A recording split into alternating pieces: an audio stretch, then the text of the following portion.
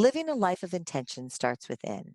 Dora and I are excited to help you find the path to co-mindfulness living through our co-mindfulness masterclass.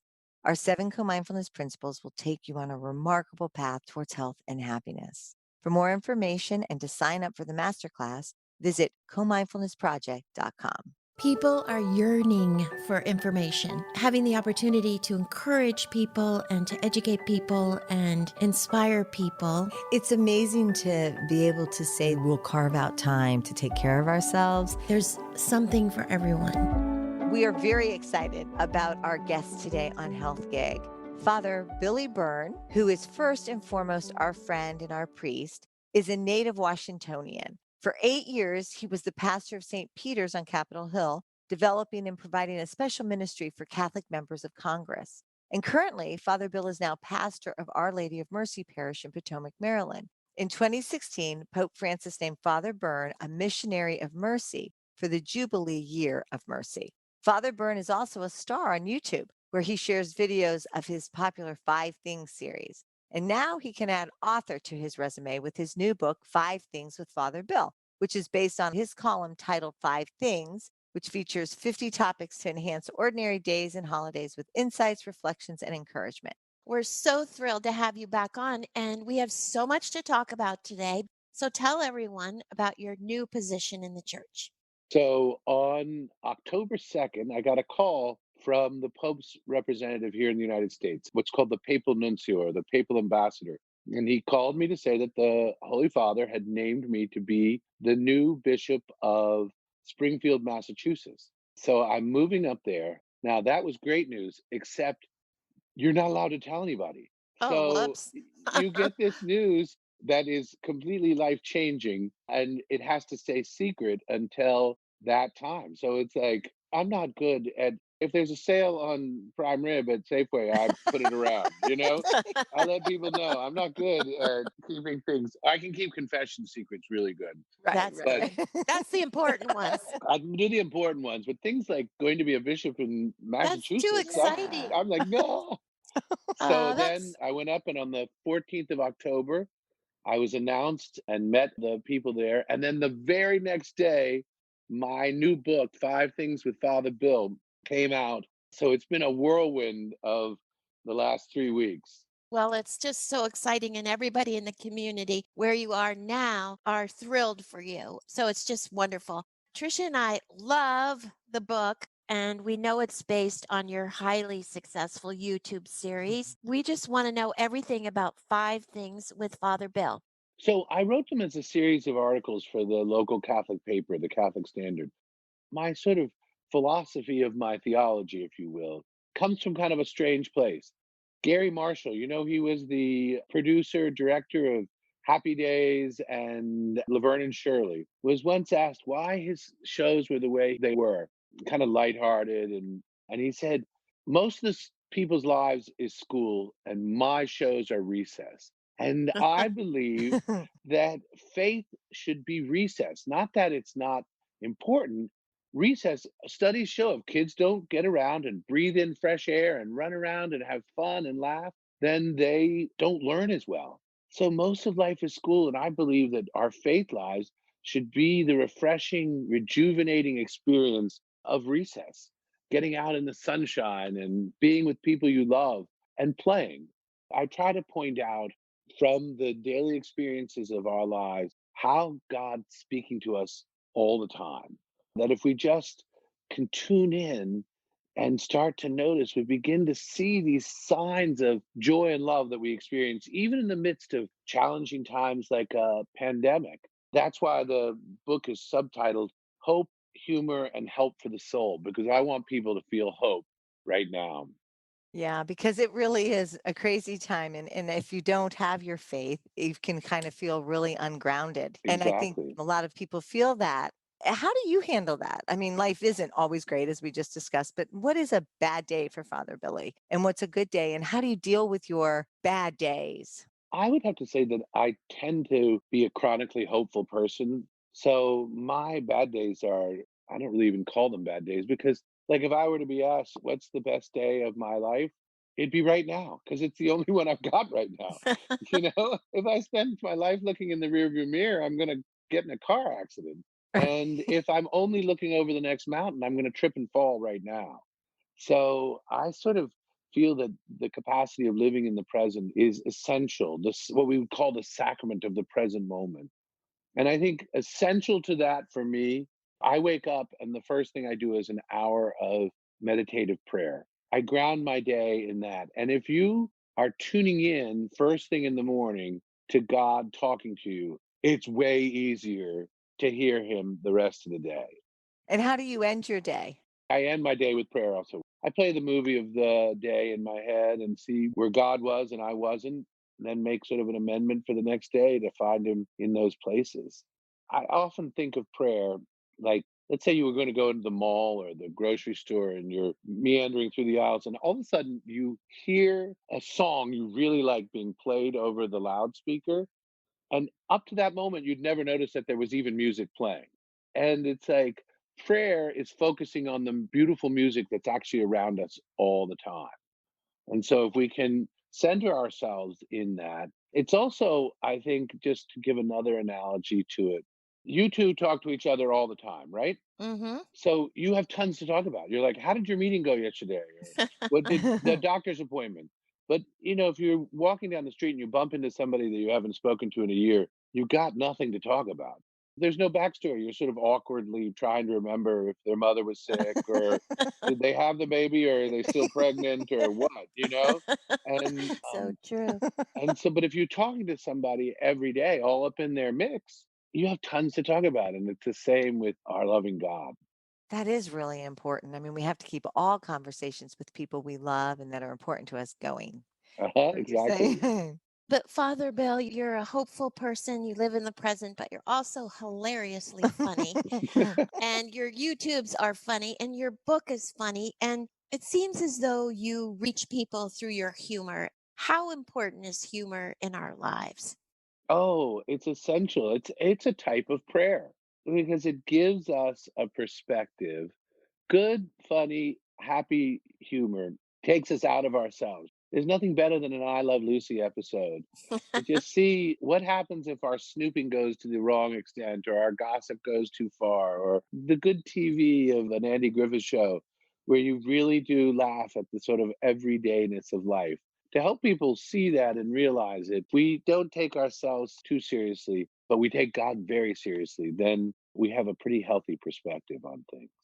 So when you think of God or see God, do you see him as the Father? I mean, what do you visualize when you think of God or when you talk about God?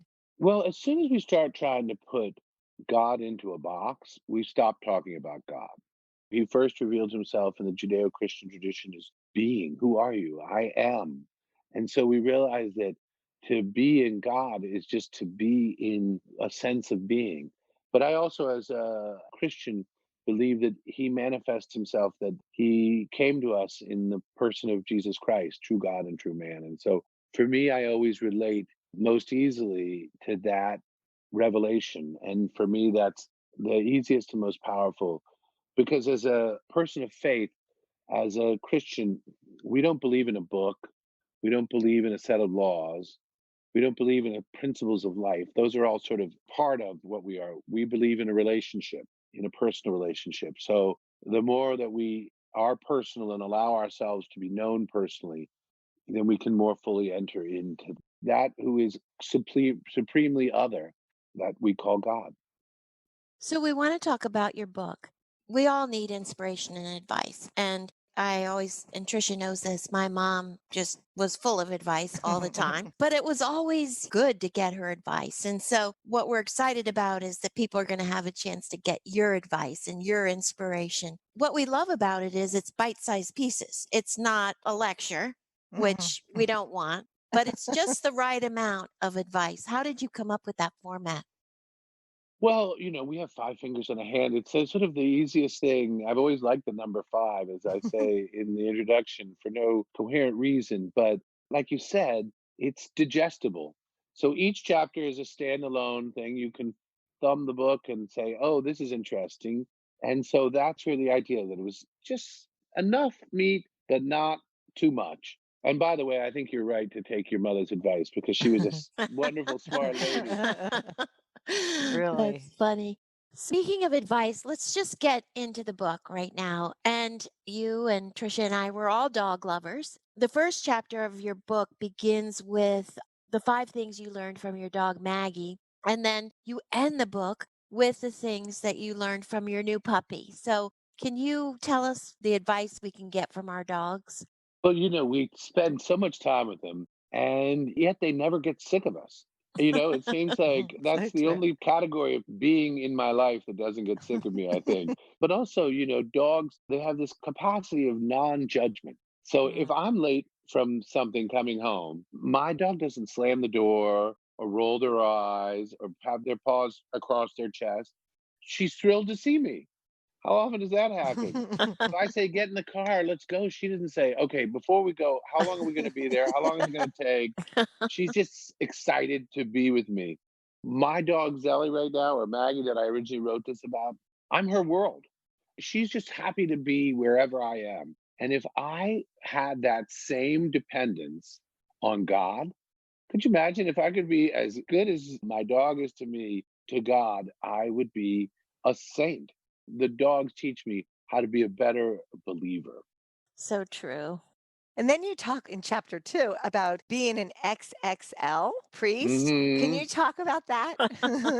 That's it, exactly. I think I'm not talking, about my girth, although I am an XL priest in that, but I'm talking about extra, extra loving, And Yeah. I think if we could be extra, extra loving, I think it's all based in a sense of gratitude. So often we look at what's wrong in the world. Instead of doing that, we need to look at all the good that's come. Even just in COVID experience, complaining about it doesn't make things better. It just annoys everybody around us. One of the things that I did do, and I have to say, I canceled cable 2 years ago because it was just creating anxiety in my life. Mhm. The news cycles and everything, if I need to, I skim the newspapers. If there's something I need to know, I'll find it out. But that helps me focus on gratitude. Also, I think, especially in this time, we forget all the people that we need to be grateful for. We see it right now with all the workers in the pandemic, but just the people that do the jobs that I wouldn't want to do, but yet they're willing to go and climb in a manhole so that I can have fresh water. Right. Things like that. It's like, hello, we should be going up to all these people and having that extra, extra loving gratitude. And also, one of the things I think we just can't forget is not just the things that we see, but the things that we don't see. And I am very connected to my guardian angel. I believe that each of us have an angel that watches over it. Those little whispers of like, hey, that's a good thing. You need to call somebody up. Sometimes we ignore it. But when we do, almost always the person says, I needed to hear from you. I'm so glad you called. That Yes. little just pick up the phone. That's your guardian angel. When you're opening the refrigerator and there's brownie and a broccoli, and you are reaching for the brownie, and the guardian angel says, broccoli, broccoli, even though I ignore it very often, their Oh, sense of helping me live with a grateful heart is the answer to how we bring love into the world, extra, extra loving. And boy, do we need it now more than oh. ever. So your guardian angel, how does he or she come to you? Do you see them? Or does she or he come through other people or I think it's the urgings of our heart. God has given us some sense of his own life. It speaks to how personalized God's love is. That God doesn't just love us in general. Like, oh, I love all these people. No, no, no. God called us from the beginning of time. That when he was putting the sun in the sky and the stars and swimmy things, he said, someday I'm going to make this magnificent Doro. I'm going to make this fabulous Trisha. I'm going to give the world this particular gift.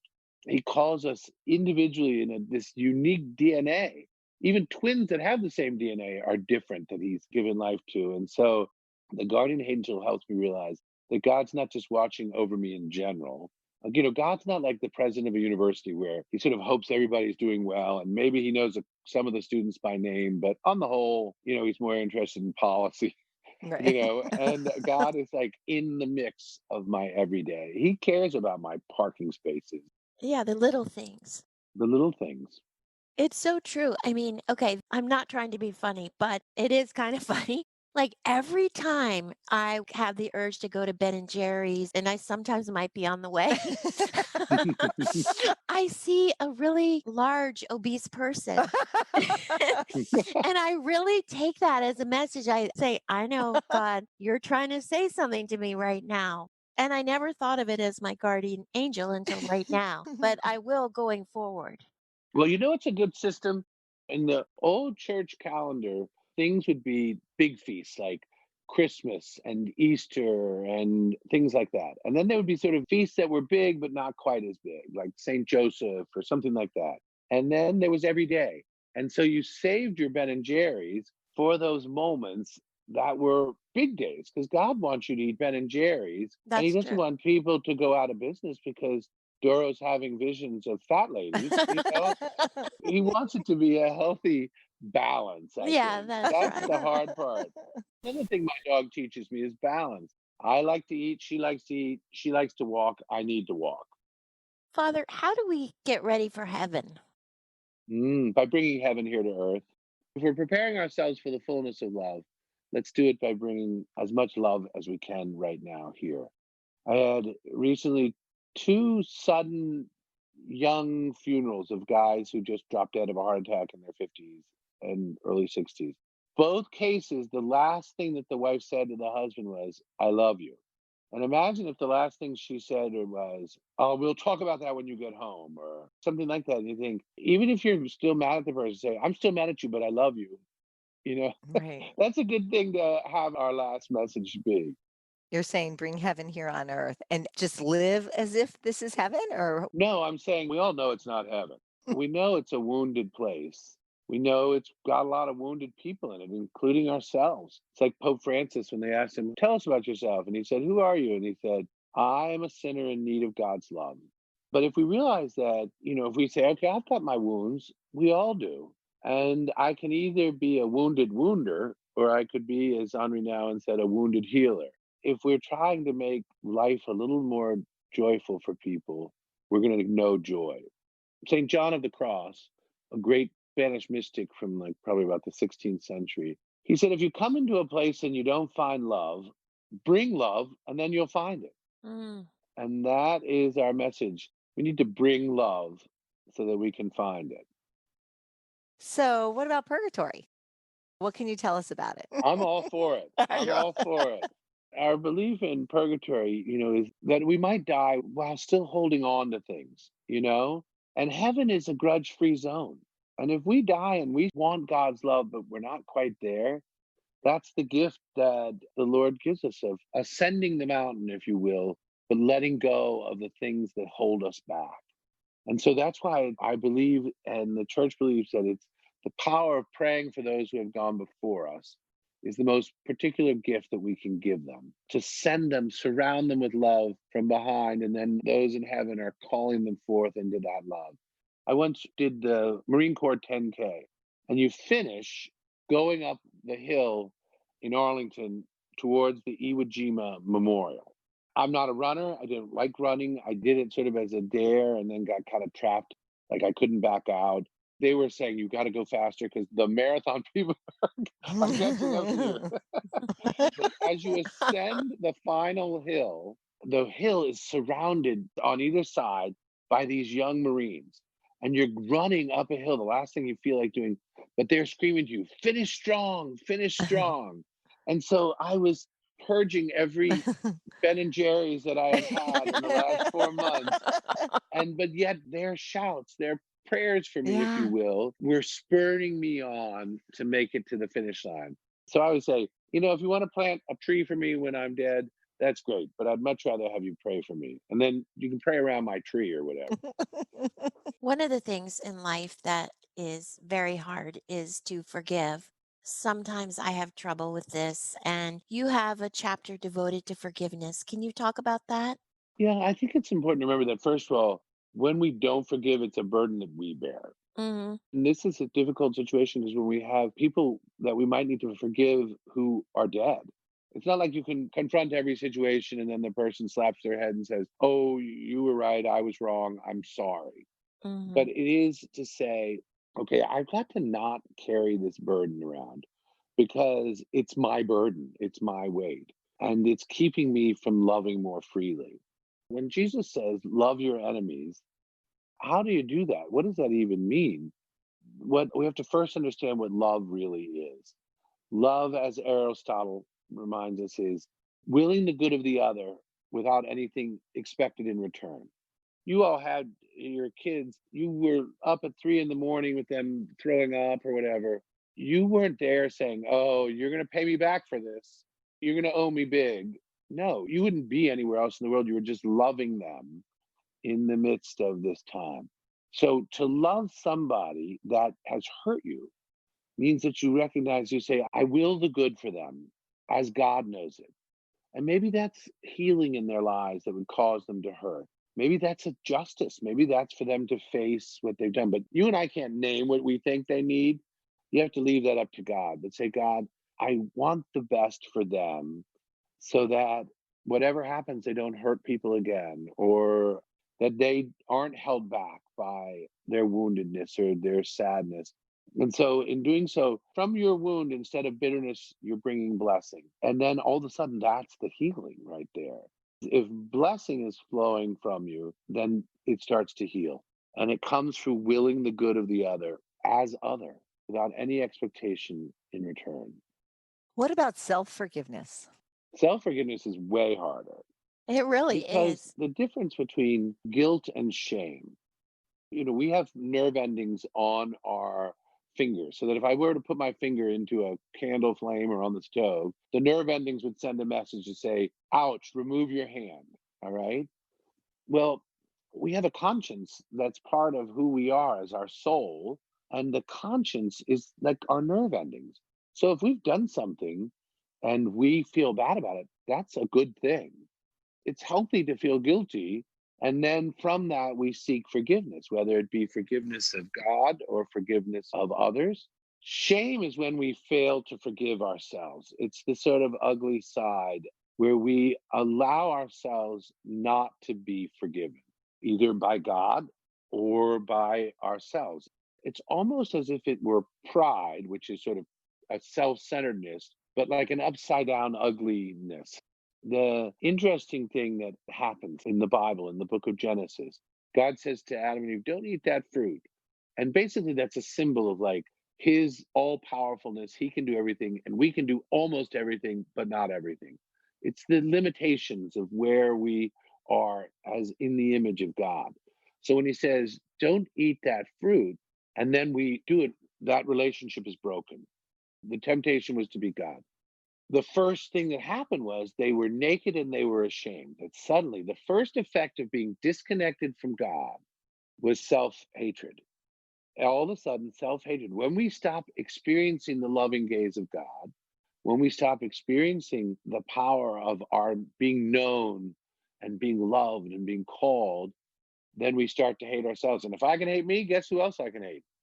All of you all, This is where we need to trace it back to this sense of shame, where we have allowed ourselves to be disconnected from our own createdness, if you will, and our own sense of God's mercy and God's healing.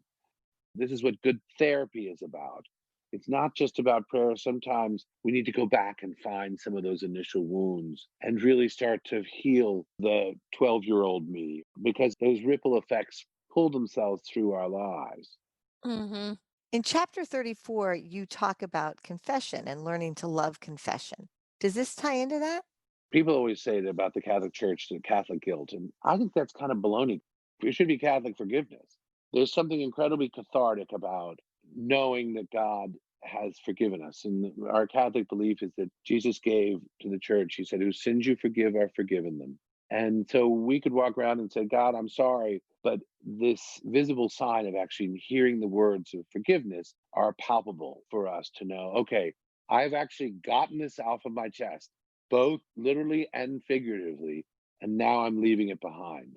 I think that it's helpful to think from what is sin? Sin is not who we are, or bad things we do is not who we are. It's who we're not.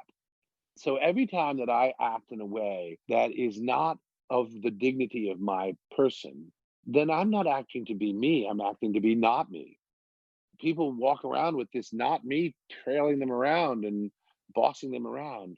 And the idea is that confession is about destroying the not you and restoring you. St. Thomas Aquinas, the great theologian, said, mercy is God taking us from non being to being. Let me repeat that. Mercy is God taking us from not being fully alive, not being who we are, not who we can be, to fully being who we are. That's what mercy is. And that's even our mercy towards other people. It's about restoring people to being who they can be. Hmm. That's the challenge of a parent. Forgiving their child is to try and take them from their unpotential to their full potential. That's the idea. Is it's about recognizing and pulling forth, moving ourselves beyond shame to fullness of life. Irenaeus, one of the great saints, says, the glory of God is human beings most fully alive. The glory of God is human beings, men and women, being fully alive. When we are at our best in terms of how we love and how we heal and bringing joy, all the things we've talked about, God is glorified in that. Yeah, always looking for the best in other people and ourselves. Exactly. Speaking of self improvement, you have a chapter that talks about transforming our birthdays into milestones of self improvement, which I thought was a great way to celebrate your birthday. Tell us about that.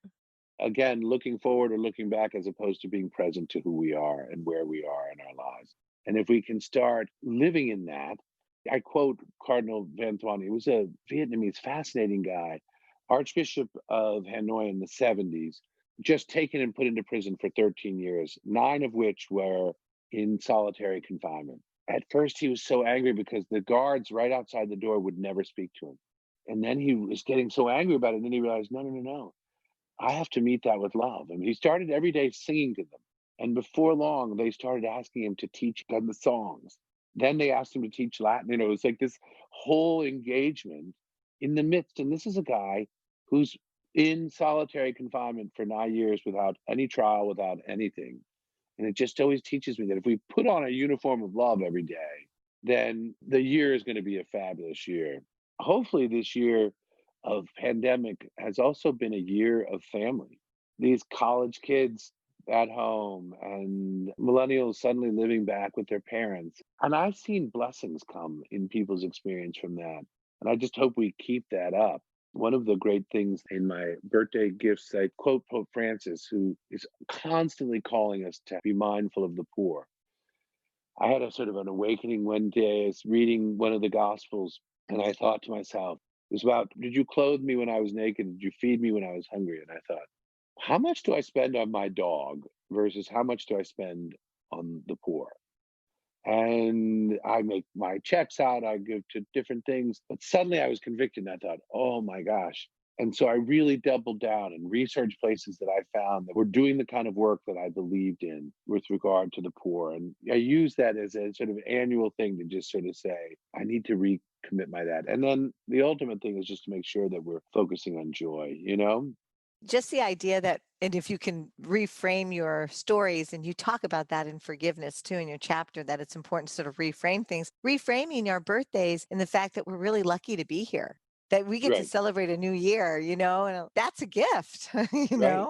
and looking at it like that versus, oh gosh, More Going wrinkles. back and could you talk about how we can live together as children of God? And I think you've talked a lot about it during the podcast about love, but could you summarize what would be good advice for all of us to continue on? Like you said, not to forget some of the lessons we've learned. with the growing awareness of racism in our own culture, and I look at my own life experience and I look at the number of gifts that I had that really did give me advantages that I wasn't aware of until I stop and I see people who are acutely aware of their own disadvantage. And I allowed myself to be challenged by their voices. And even if it was erupting in violence, I had a good priest friend who was beaten up in front of his church in DC. That first reaction is anger, but also this awareness that I also had to realize I was never in a situation where I was exposed to anything like that. I've only known really great education with really great educators and people that knew and gave me hands. And so I think that sort of motivated me to understand that God made us in his image and likeness. And that includes all colors, all races, every type of person in the world. And part of our iconography of God that we were surrounded with is like sort of the old white guy or the blue-eyed Jesus, all of which sort of distorts this idea of who God is and that God's not white or black, that Jesus didn't look very much like me. He was not a green-eyed, red-faced Irishman. And that was God's supreme revelation.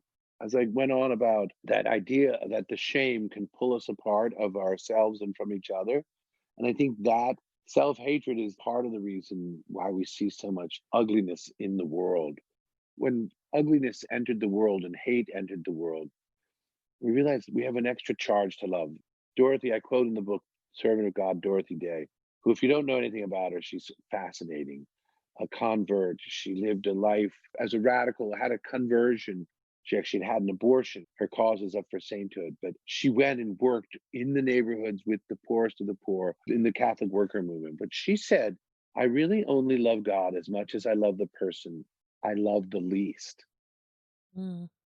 I only love God as much as the person that I love the least. So it's like, oh, okay, I love my mom. I love my best friend. I love you all. Easy peasy. Right. But what about the people that I love least? And that's where I need to start my focus, to let my love, God's love, flow through me to them. And I think that we have to realize that everything we have is gift, and that if we want to transform places in our own lives and our own families, we have to ask God for those gifts. Let him be the one. And if we just try to manufacture it, it's going to be fake. What we really need to do is to say, okay, let me know that love so I may share that love. And that it's always divine initiative. Finally, I think when we go back to that story again of Genesis, where the serpent says, oh, if you eat this fruit, if you break your relation with God, then you'll be like gods. And it's kind of a good piece to think about, that if you are trying to get advice from either A, God, or B, an evil snake, believe God. Right. And so the voice that's calling you to forgiveness is probably the voice of God. Because there's a lot of lies in the world.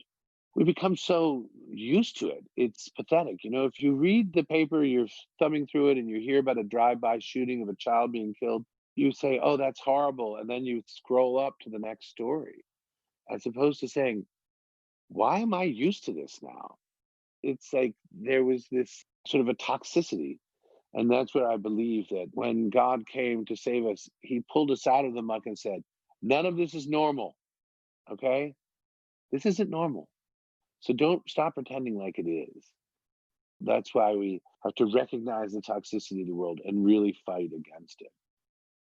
Trisha and I think everyone should buy Everyone. 5 Things with Father Bill. And what Yes. I love most about your book is that when you read it, you will feel closer to God, or you'll know that God is nearby, as you say on the jacket cover.